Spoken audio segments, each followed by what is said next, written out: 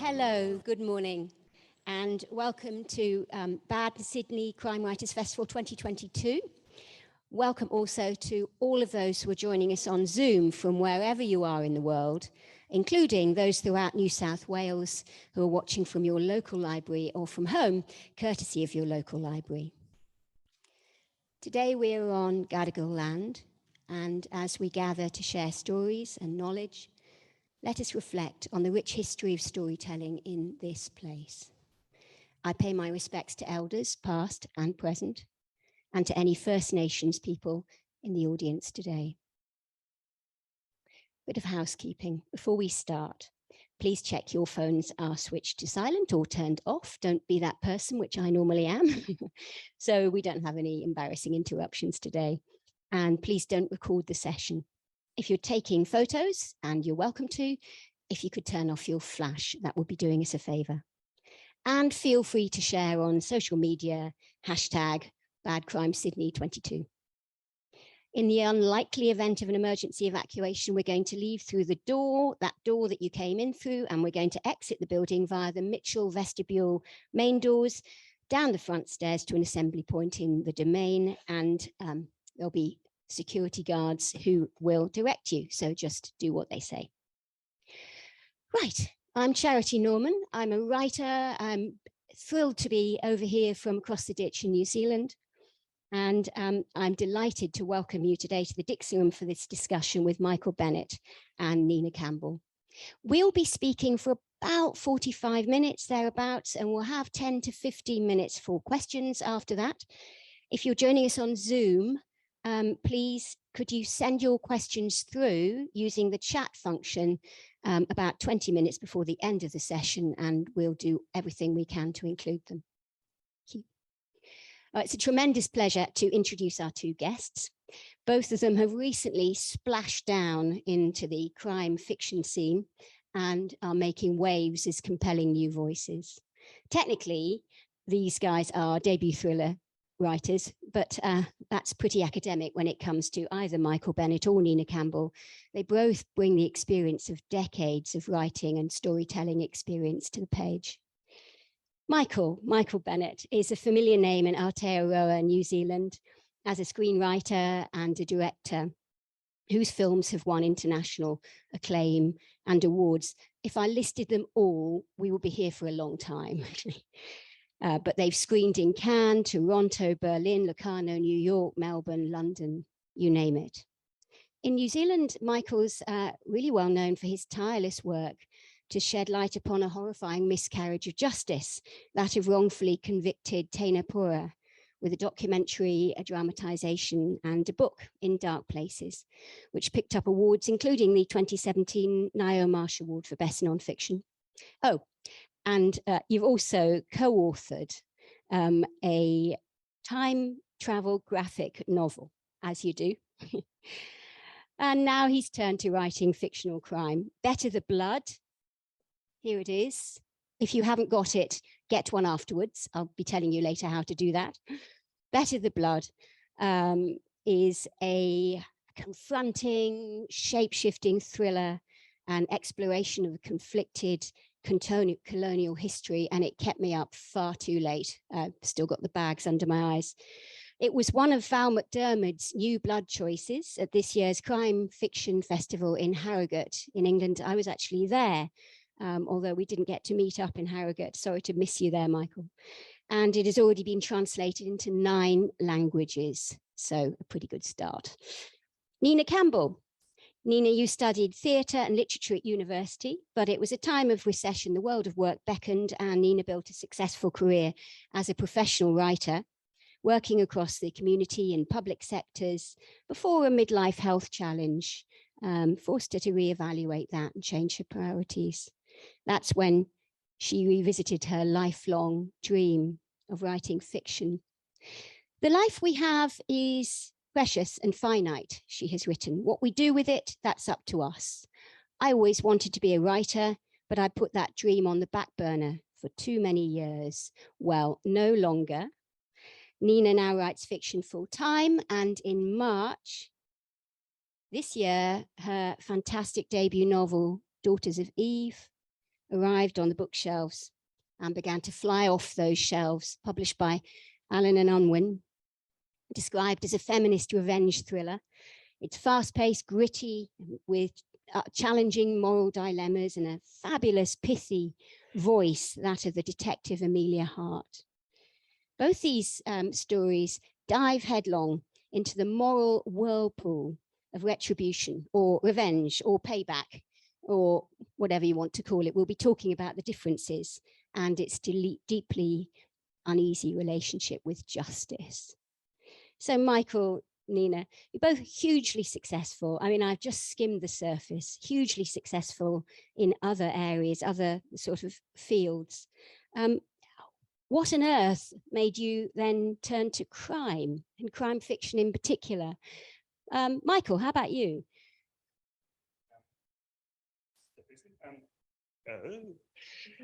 Kia ora koutou. Tēnei te mihi nui ki te iwi Gardagao. Nā mihi mahana kia korua, Nina, Charity. And tēnā koutou katoa mō tō manaki, mō tō tautoko to everybody, which is, yes, I'm humbled and honoured to be speaking on Gadigal land, to have been invited to this place of such rich history and stories. I'm really honoured to be on stage with these two extraordinary writers whose books I have been devouring in the last 2 weeks, and it's really humbling to be here with you both. And also great respect to all of you for coming out for your support and to be here to support us. So thank you. How did I turn to crime fiction? Yeah, it's sort of interesting.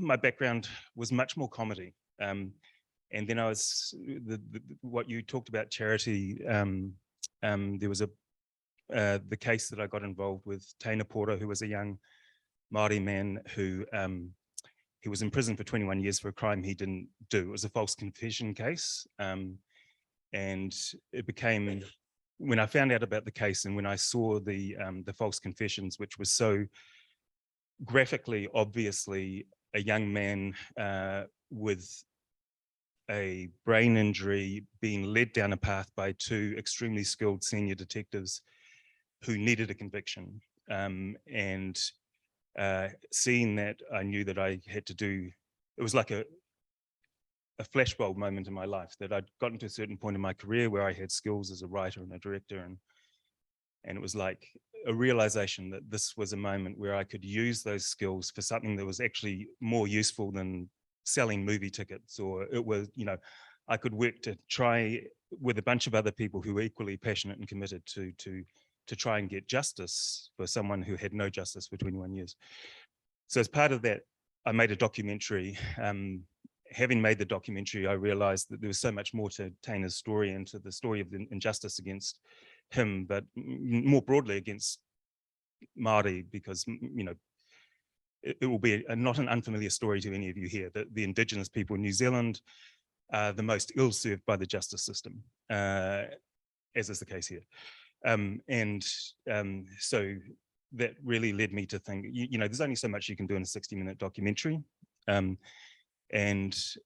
I'd never thought about writing prose in 20 years of writing. I didn't know if I could do it, but what I wanted to do was to explore far more deeply in a book the incredible issues around Taina, but also Taina as a man who he'd come to be a part of our family, really. My kids, I used to take my kids to visit Taina in prison, and we knew his family really well, and we loved Taina a lot. And I wanted the readers to get to know this man in the way that I did, in the way that they didn't know from this guy who was just in the headlines of the newspaper. So that was my first writing of prose, and I found, kind of like to my surprise, that I kind of loved it. It was very different to writing film and television.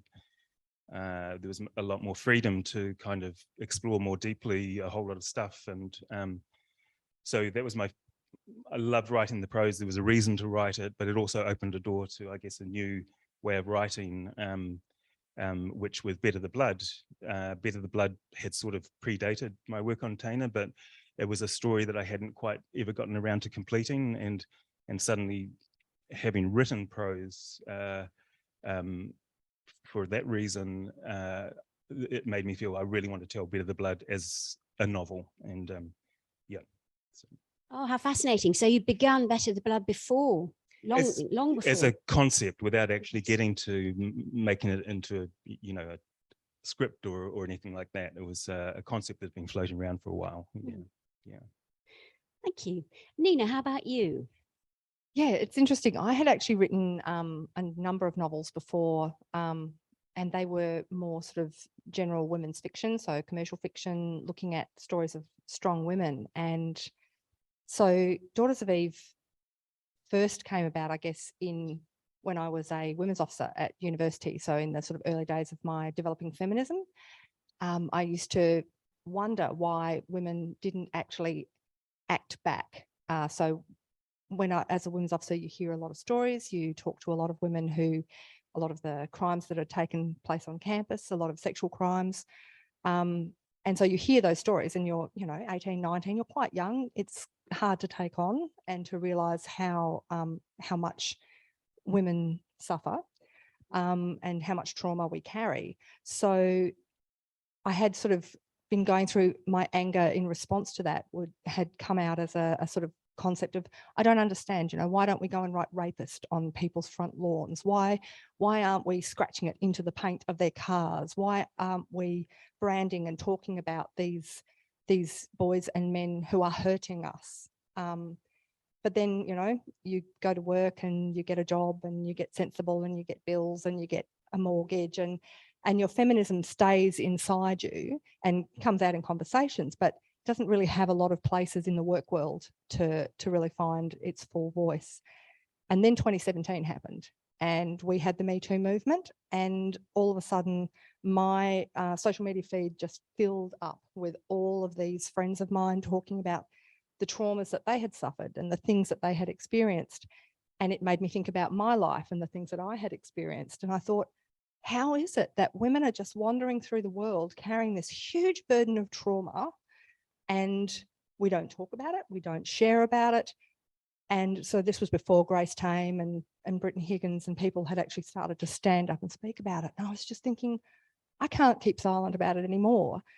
I didn't have a particular way of, I didn't make a sort of strategic choice to write crime. I just sat down and this voice turned up in my head, and she was very strong and she was very angry, but she also had a lot of heart. And so I struggle with naming characters. She got her name Emilia Hart from Amelia Earhart, who is an A Emilia, but also because it was her broken heart that this book was about.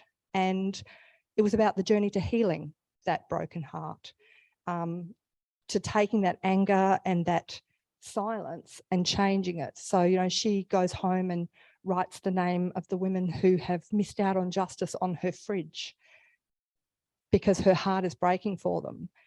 And then she starts to find ways to actually speak into the workplace that she works in, which is a very blokey police force, a very, very blokey homicide squad, a particularly blokey one. And she actually starts to find her voice in that space and feel comfortable speaking about it. So for me, it is the story of her heart healing. The fact that it's a police procedural is just because that's what she told me to write. I see. So you got bossed into writing crime. Yeah, she's pretty bolshy, I think you saw that. Oh, she's wonderful. Well, we're going to talk about these two characters later because there was so many, there's so much symmetry between these two books. There's so many thematic and other resonances between them. It's actually almost, we were discussing it, almost a little eerie. But then I suppose we are here in a panel on retribution, so we wouldn't expect one to be, a bovine musical comedy, which is something Michael once, a film Michael once produced. Actually, it might be a good moment for you, just briefly, both of you, to outline what your book's about. I'm going to let you do it so I don't accidentally come out with any spoilers and get into trouble. So let's start with you, Nina. Tell us briefly what's well, not that briefly, what's it about? So Daughters of Eve is a fast-paced police procedural, and it follows Detective Emilia Hart, who, as I've sort of outlined a bit, is a fairly outspoken woman, but a very deeply feeling woman, working in a very blokey section of the police force. And I think we've just recently had a report out of Queensland about just how misogynistic the police force can be. And her boss, Willoughby, is a bit of a Neanderthal, and he certainly has taken great pains to have an all-male workforce, was only really convinced to let her in so that he could get his favourite pet in, because he was lower down the progress, lower down the list of people for career progression. And he has been basically sidelining her. She just does the domestic cases because the boys don't want to do those. They're not going to make anyone's career. And they're sort of seen as almost, you know, just paperwork, really, going through the motions. So she's been sort of stuck in that world. And then she's doing a favour for her mate Robbo, who's actually a pretty good bloke, sitting in listening to a court case. And she walks out the door behind the barrister, and he falls to his feet, and that's how it begins. He falls to his knees and then he collapses, and she realizes that he's been shot. And she's having this sort of dual thing of, I dislike this man. I've just been in listening to this man sum up a case where he pulled apart a case against a child killer. But, you know, I'm also this human being and I'm this cop and I have to actually save this guy's life. So that's the first of the sort of moral challenges that she faces. But alongside that, she also has this sense of, this could actually be my career-making case. I could actually step outside that sort of prison. So from there, the story progresses through a series of killings of what appear to be random men around Sydney. And eventually she starts to get the inkling from the conversations that she has with the victims' families that each of these victims has a dark secret and they share something in common. They are people that possibly we're not so concerned about them dying. And that certainly seems to be what readers are saying to me. I found it really hard to empathise with a lot of those victims. And from there we go on to meet the Daughters of Eve, who it's titled about, and they are the vigilante women who are killing men who are going unpunished for these crimes. And she's now in this morally ambiguous position of, oh, how do I, you know, am I really the person who wants to track this person down and kill them, like, or jail them? Or I don't know if I want to stop them. I'm sort of, but yeah, so she is still basically a good human being, and she does her job. She goes out and tracks down the Daughters of Eve.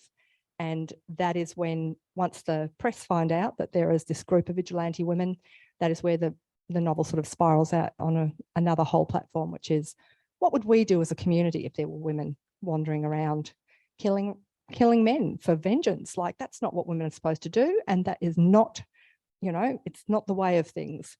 So how vengeful do we become as a community when these women take matters into their own hands and find their own justice? Yes, that opening line with the falling of the barrister. Incidentally, not all defence barristers should be, you know, murdered. No. She's very particular. On account of I am one. I was going to say, she's very particular that it's not all defence barristers, it's this defence barrister, because he's the one you go to when you're guilty. Yeah, also. Yes, wonderful opening line. He folded like a cheap suit after church on Sunday. I thought that was just terrific. And Michael, Better the Blood begins with a disturbing prologue, also, which it is disturbing, and it really sets it up, the whole book, doesn't it? That opening. Tell us about that. Yeah, so Better the Blood is a crime thriller set in Auckland today, but it's also reflective of something that's happened in the past. So the opening that you're talking about, Charity, so a senior detective in the Auckland CIB, Hana Westerman, she's a senior Māori detective, and she discovers a link between two deaths that have happened today in Auckland that were previously unconnected. What she works out is that in the 19th century, during the colonisation of New Zealand, a Māori chief was brutally executed on one of the volcanic mountains around Auckland. He was executed by a troop of British Army soldiers. There were 6 soldiers in the British troop that executed the Māori chief. The 2 killings that have happened today in Auckland are descendants 8 generations later of 2 of the soldiers in the British Army troop. There were 6 soldiers back in the 1860s. 2 descendants have died. There's 4 more descendants to be killed unless Hana can find who's doing it and stops the killer. So the opening chapter is in 1860, and it's the 6 soldiers being proudly photographed by a daguerreotypist. So daguerreotype is the precursor of the proto version of photography, where you had to hold very still for 60 seconds while the shutter was opened, and the photograph is taken of 6 soldiers with their brass buttons shining, standing proudly before a Māori chief hung by the neck and bound by the hands from a tree behind them. And that image echoes through the book as kind of a touchstone to why the killings are happening. And again, it's really interesting with the echoes with Nina's book, with My Detector, with Hana Westerman, as she gets closer and closer to the antagonist, to the person who is doing the killings, and as she comes to realize that this isn't, a common garden psychopath that is killing for joy, quite the opposite. This is someone who is driven to make a statement about colonization and about where we are 200 years after land, culture, self-determination were ripped away from Māori at gunpoint. This person is trying to make, as Hana gets closer and closer to who is committing the crimes, she is more and more conflicted by a growing kind of understanding of what this person is trying to say, and the fact that she can't deny that this person is telling truths, even if she absolutely disagrees with this person's solution. So there's the same kind of, black and white, evil, good is not necessarily as simple as that, really. Yes, that's right. There is this mirroring. Both of these detectives actually have sympathy, don't they? And that leads to a real challenge for them. Both Hana Westerman and Emilia Hart. I was thinking about the word retribution. I was preparing for this, and I took the liberty of looking it up in the Merriam-Webster dictionary to make sure I'd understood. The definition they got is reward or punishment, something given or exacted in recompense, but we tend to associate this word with revenge. But Michael, your antagonist refers to the Māori concept of utu, and that's subtly different, isn't it? Could you take us through that? Yeah, it is subtly different. It's so I think utu as a concept is definitely reductive. What it's often referred to as vengeance is revenge, which is a really reductive way to look at it. What it's actually about is an underlying concept of balance. That when things are put awry, there is a need within society, within interpersonal relationships, within culture, within environment, to retain balance. And I think it's a concept I think that's so inherent amongst every Indigenous society, and that it's like the world has been pulled back to that. Balance environmentally. During lockdown, I heard this amazing podcast about Yellowstone National Park, where Indigenous Americans had been urging Yellowstone National Park to return the wolves. And there was so much resistance to it because they're wolves.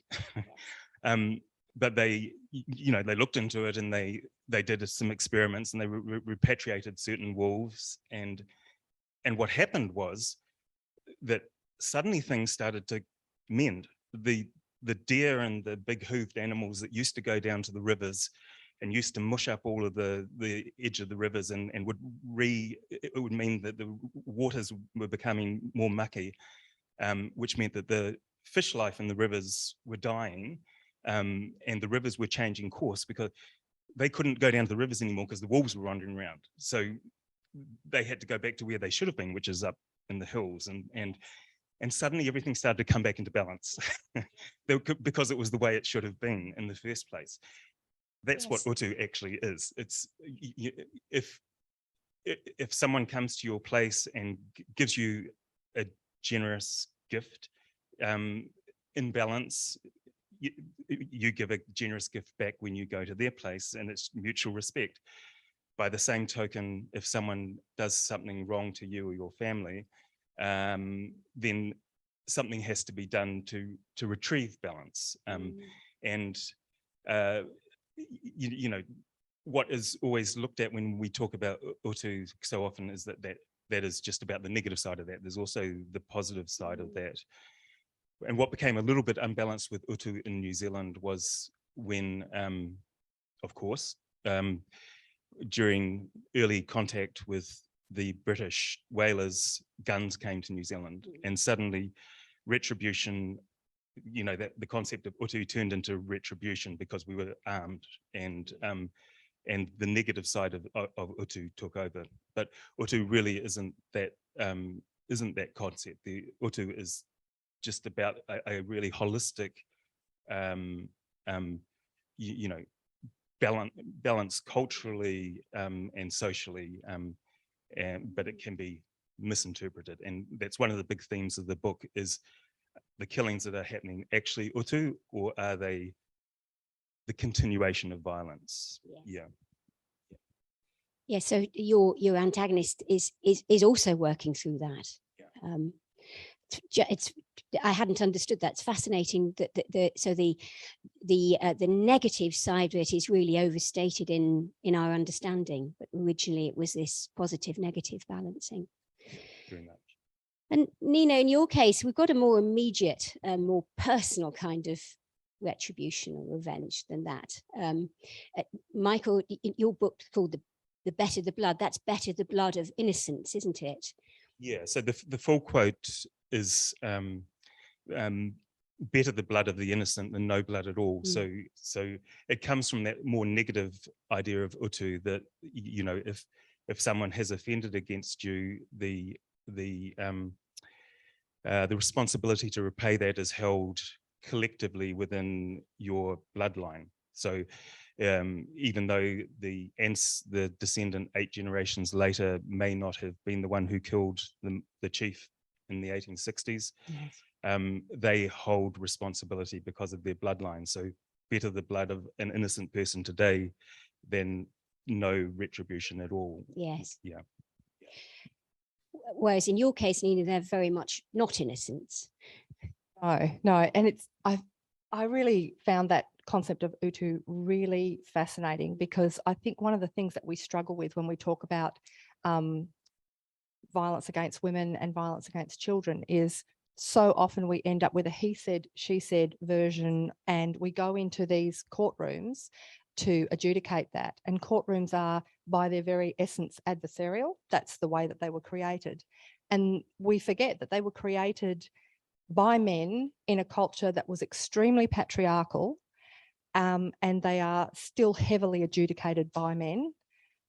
And even where they are adjudicated by women, we still find that a lot of the sort of secret cultural knowledge that we carry as a culture informs a lot of decisions that are made. So when we look at the decisions, we can statistically see that men tend to be believed far more than women. We can statistically see and demonstrate that justice is not serving women, and it's not serving children.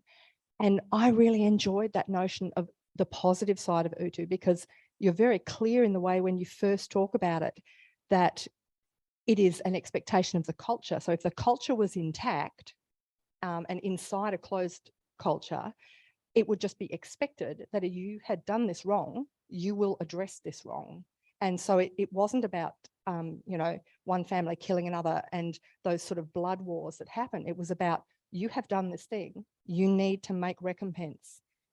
And, you know, and here in Australia, we are actually confronting that with our own Indigenous people. We are, you know, looking at the Uluru Statement of the Hart, and we're saying we need to find a way to make recompense for the imbalance that was created when white settlers came onto this land and took this land away, this land that was never ceded.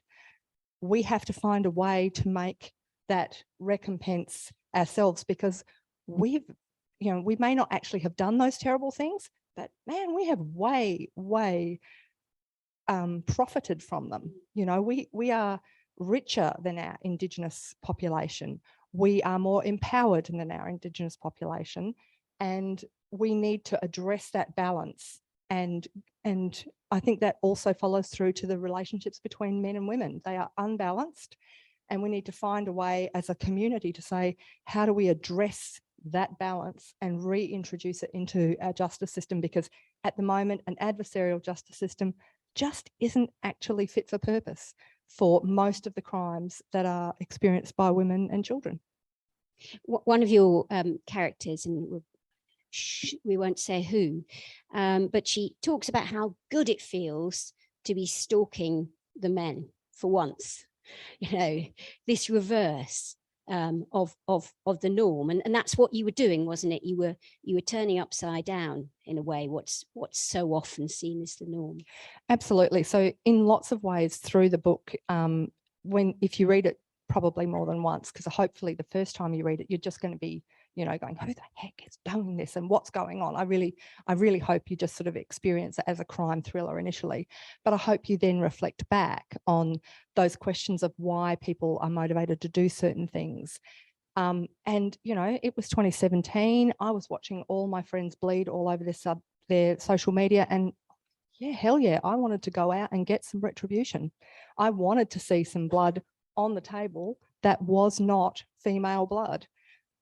But I also, as a woman, didn't want to do that.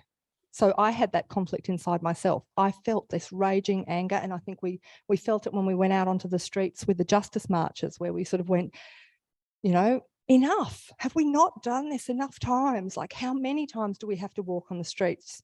There was a woman sitting with her family, so like 4 generations of women at this march, and their men. And I was thinking, this must be the time when we actually make this change, because we are not marching on our own. We are marching with our families. Our men are standing with us. And, you know, there is a real appetite, I think, for change. And we saw it with the Black Lives Matter marches. I think the community has gotten sick of revisiting these power structures. We need to actually make those kinds of changes that will give us a sense of true justice. I think we all know what true justice feels like. I think Indigenous cultures are closer to it, but I think we all know in our hearts when what we're doing is unfair and wrong, and we need to find a way to allow those right solutions to come through so that we don't have to. But it did feel a little delicious writing it, I have to say. Bit of catharsis there. I'm glad you mentioned justice and true justice, and I was thinking about revenge novels and retribution novels, and it's a very wide genre, isn't it? I mean, we've had revenge in literature going back to the Bible and beyond. You know, we've got Shakespeare's and we've got Hamlet, who faffed about for 3 hours, you know, intending to take revenge. You know, we've got Agatha Christie's Murder on the Orient Express, which in a sense is an ultimate revenge novel. You know, everybody on the train wanted to kill the guy, and so on. You know, I'm sure we could come up with 100 names. And I was thinking, why is this? You know, what is it about human beings? Does this reflect a human fascination with revenge? And if so, is it actually to do, as you just said, Nina, with justice? Is it a sort of do-it-yourself justice? You know, is that what revenge is about in your novels? You always know writers trying to think when I say that's a really interesting question. Take your time. I mean, for me, in lots of ways, my book, yes, it does talk about utu and the attempt to vengeance, retribution, rebalancing something that happened in 1860. But bigger than that, it does talk about inequity and injustice existing, you know, the colonisation of New Zealand it wasn't unique at all to us as Māori, of course. The colonisation of Indigenous people all around the world profoundly upends what had been for the people of the inhabitants of that land in a way that doesn't go away. It simply doesn't heal unless there is, you know, some conscious effort to actually heal. 200 years later in New Zealand, you know, in many ways, Māori were lucky in that we had a treaty, which is something that was finally ratified a few decades ago. And there has been compensation for stolen lands, but in ways that other Indigenous people around the world have not necessarily had. But in actual fact, that compensation, if you look at it, what has gone through the court systems, you know, each iwi, each tribe in New Zealand has to mount their own legal claims for compensation. What that actually means across the whole of the country, all of the iwi, is that what has been returned to Māori in terms of value, in terms of land, is 2.5% of what should have been returned. So we have a treaty that gives us back 2.5% of what should have been returned. Consequently, you know, we are at the bottom of all of the social statistics: health, life expectancy, access to education. We are the most imprisoned Indigenous race on the planet. 53% of our prison cells are occupied by Māori. We are only 14% of society. The true balance has not been restored in any kind of way. You know, I think for many Māori artists, that is something that you always return to in your work, that you can't solve a problem unless you make people aware of a problem. You can't fix things unless you talk about it. So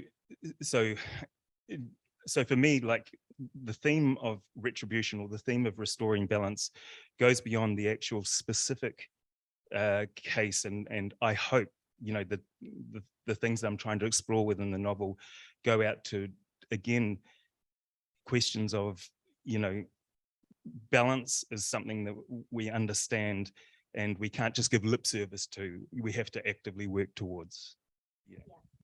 Yeah, and it works. I think you said, or somebody said of the book, it's a Trojan horse. It ushers in these themes and does so very successfully, and gets it onto the shelf all over, you know, all over the country. And what about you, Nina?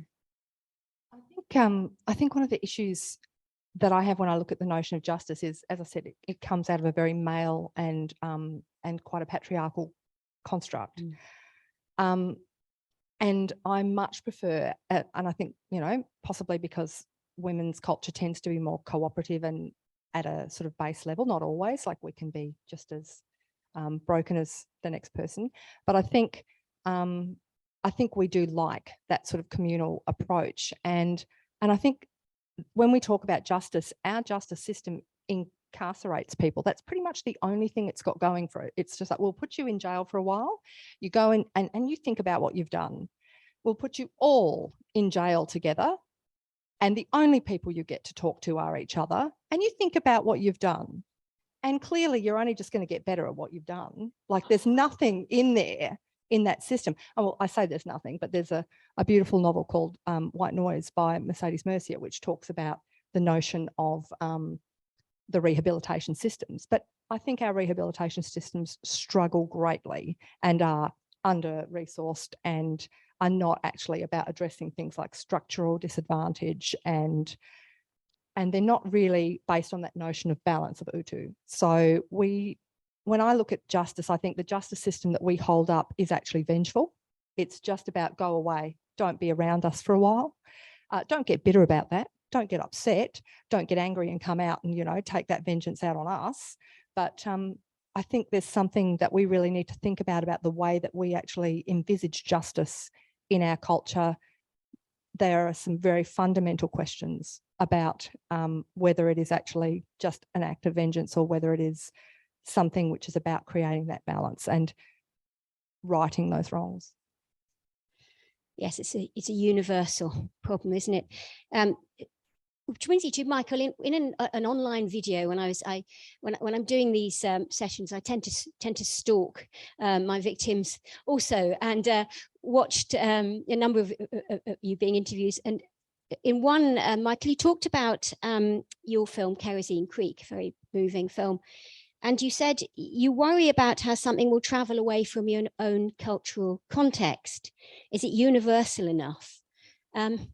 Did this worry, it hasn't come to be, you've been translated into 9 languages, but did this worry you as you were writing Better the Blood?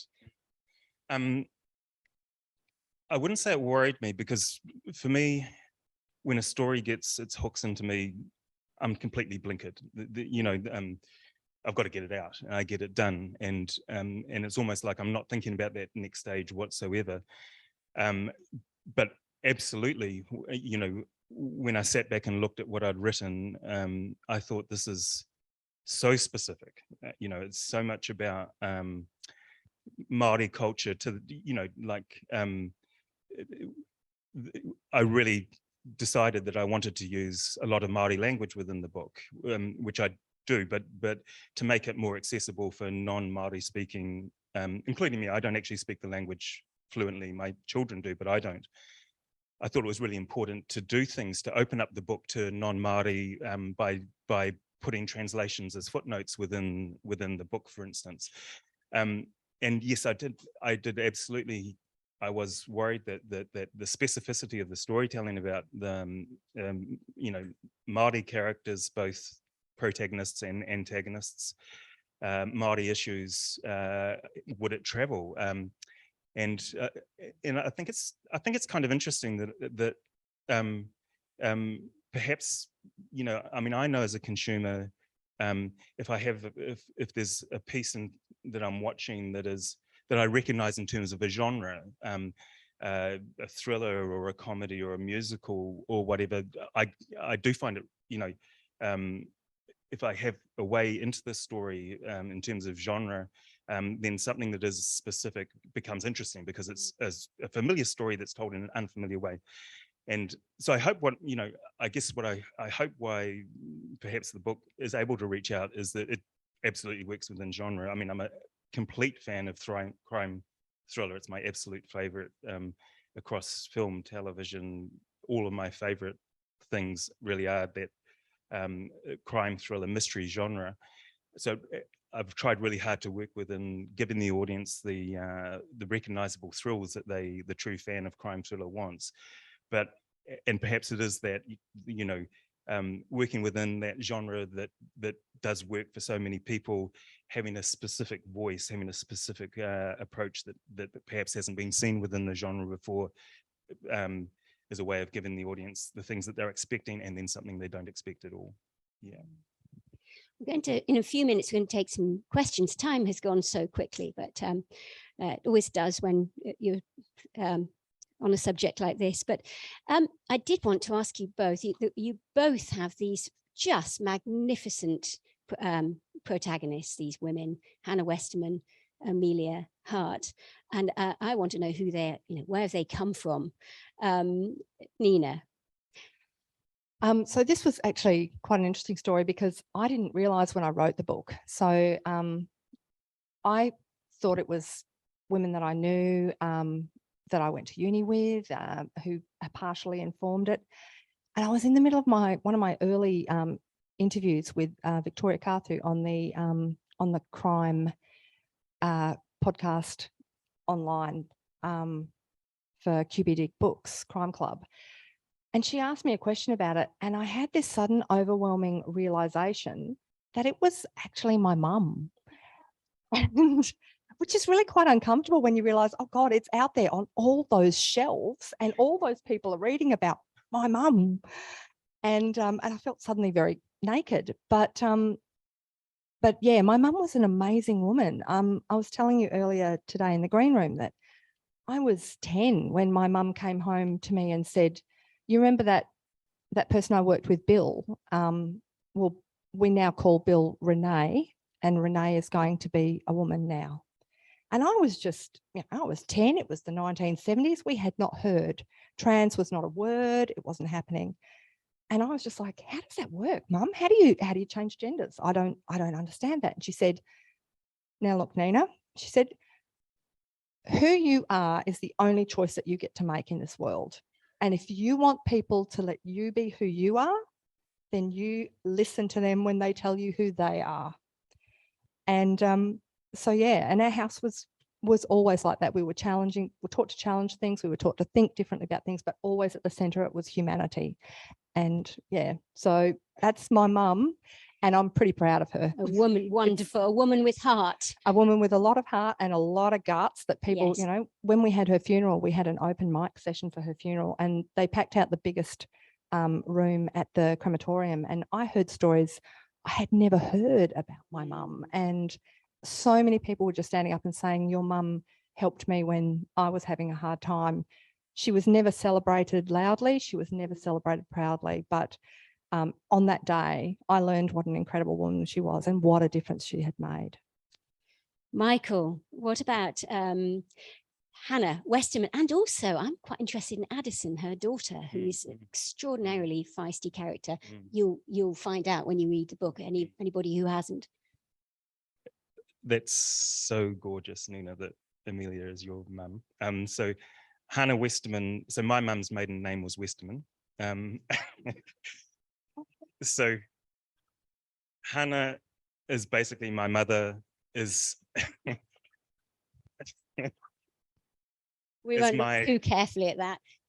My aunties, my sisters, all these strong, extraordinary women that have surrounded me my whole life, my partner, all of these feisty, indomitable, right-thinking, staunch women kind of rolled into one. And, they look more like my sisters because Hana's Māori, my mum was non-Māori, but they act like my mum, and yeah, so kind of the same. And Edison, the daughter, Edison is she's an activist and an artist and a rapper and a poet and a force of nature. She's my daughter. So my daughter is an activist and an artist, and even down to, and she got angry about this, Edison's tattoos are my daughter's tattoos. Yeah, so I got a telling off about that. But one of the sweet things about the novel is that both of my daughters were involved. My daughter Mahina, who's 22, is a visual artist, and on the cover of the book, there's Māori design on the tree on the cover of the book, and my daughter Mahina did that design, and my daughter Matariki, Edison does a rap within the book, and my daughter Matariki wrote Edison's rap. So it's a bit of a family affair. Absolutely beautiful. I love it. Now I've got about 100 more questions, but it's your turn. Do we have any questions either from, yes. Oh, then actually, hang on a moment. I should have said, just a moment, find my script. I should have said there's a microphone being circulated. Okay, Nina, I'll see if I can get this. So at the beginning, you were wondering why, when we were at uni, why women didn't speak up. Now, in your book, when the women start to seek retribution, did they feel bad about it? Do you cover that? I mean, why don't women seek retribution? Because I think it's because we are basically not aggressive and like men, and we're more nurturing, you know. That's why most crimes or killings and everything are by men. I mean, not all of them, of course, but so do your characters have that, you know, trouble inside themselves as they seek retribution? Thank you. Could you all hear the question? Yes. Okay, so do my antagonists feel conflicted? A little, yes, a little. Without giving too much away, there's a very, very good reason why my antagonists do what they do. They feel less conflicted because of the experiences that they have, which you do learn about at the end of the book, because they have experienced a lot of brutality in their lives. And I would question, like, I have met some really, really nurturing men in my life. When I was 8, my mum wanted to go back to work. I'm 12 years younger than my older sister.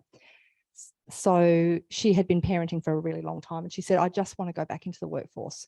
So my dad in 1974 stopped working and he became my primary caregiver. So I have experienced male nurturing, and I have a lot of male friends who long to be with their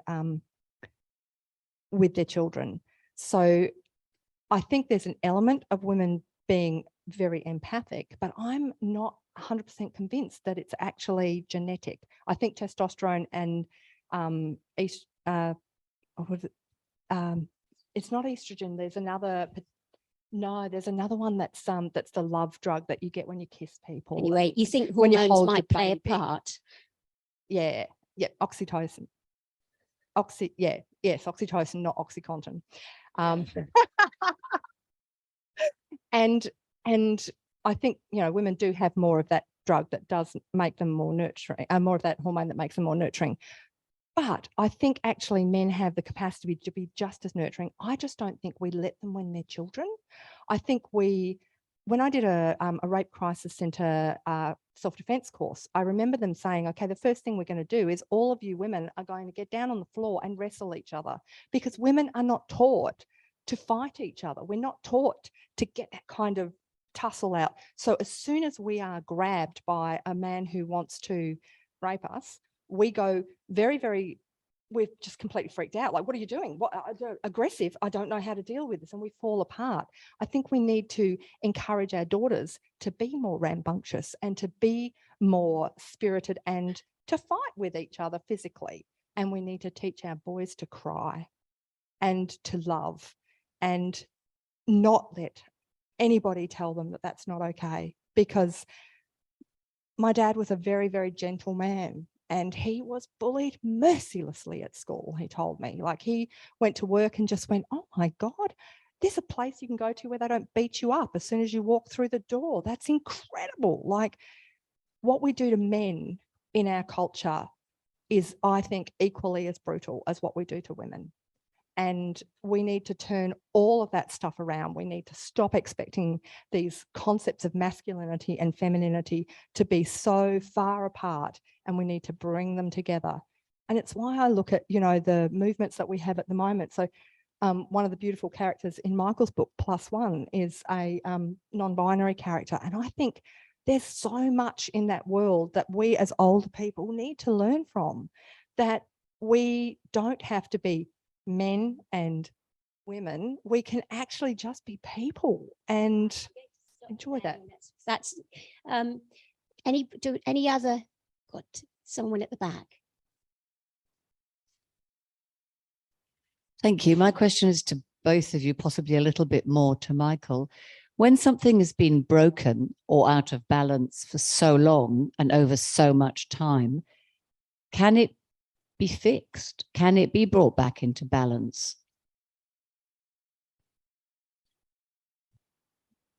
Yeah, it's an incredibly complex question.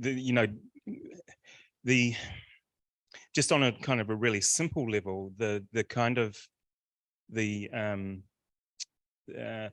institutional racism of the New Zealand police is, you know, has been legislated out long since. Like, you know, the thing that happened to my friend Taina when he was, you know, interviewed by 2 non-Māori detectives for 5 days without a lawyer present, and what happened to him. On the surface of it, that has been legislated away since the 1990s. That doesn't mean it's gone. You know, institutional racism through every aspect of, you know, political governmental institutions is far more embedded than what legislation. I mean, change has to come from not just from legislation, but from within. It was really kind of interesting listening to the Jailing is Failing yesterday, and extraordinary people on there who are doing work within the different systems. Like, I've got two young nephews who are both within the police system in New Zealand, and who are actively, you know, when they come across a young Māori offender, they will do everything they can not to arrest that person. So my nephew, I won't name him because he probably shouldn't do this kind of, but what he does is he will literally take that person back to his mother and father, and he will say, I should arrest him. I don't want to. Can we sit down? Can we find out what's going on in your family? It's against all of the things that he should do, but also it makes it a pain in the ass for him as a cop, because, you know, it gives him so much more, it takes up so much more of his time. Arresting is the simple thing. Change has to come from within and consciously from who is operating within the institutions and enacting change. And can it change? Of course it can, but it's not going to happen quickly, and it's painful and long. But the big thing is that we keep talking about it and making more and more people within and without institutions aware that this stuff hasn't gone away. It's still real, and the scars are still real and open and need addressing. Yeah. And I would concur. I think, you know, as human beings, we look for a tablet when we've got a headache. We look for a silver bullet to solve all our problems. These are really complex problems. And when we look back through history, we find that change happens incrementally in a lot of ways, and it happens slowly because we die, basically. So as each new generation comes through, so your children know their language in a more comprehensive way than you do, and their children will know their culture probably even more than they do. Women are, you know, have been moving gently through this process of changing the kinds of books we read, changing the kind of books we write, changing the way that we reflect ourselves, how we feel about ourselves, being proud no matter what we look like. It's happened generation after generation. So when I saw those 4 generations at that march, and I just thought, you know, Grace Tame and Brittany Higgins were able to get up and say what they said because their mother, grandmothers and great-grandmothers had said what they said. So we're moving in the right direction, and that's the most important thing I think that we can do. And there are fits and starts. So I always remember the 80s when, you know, the Berlin Wall fell and apartheid fell, and with the Soviet Union fragmented. Those kind of changes can happen really quickly, but then there's a whole process behind that quick change where we all change our opinions and our thoughts. And that's where these books are the new mythology, I think. The new mythology. I love it. That is a wonderful note on which to finish. Sorry if there were lots more questions. I had lots more questions. I could talk to you too for very much longer. It's been an absolute joy. Thank you both. It's been a privilege to be here on the stage with you. And thank you to all of you and our wonderful audience for coming along today. It's been really fun to be with you for this hour. So please join with me and give me a hand in thanking Nina and Michael today.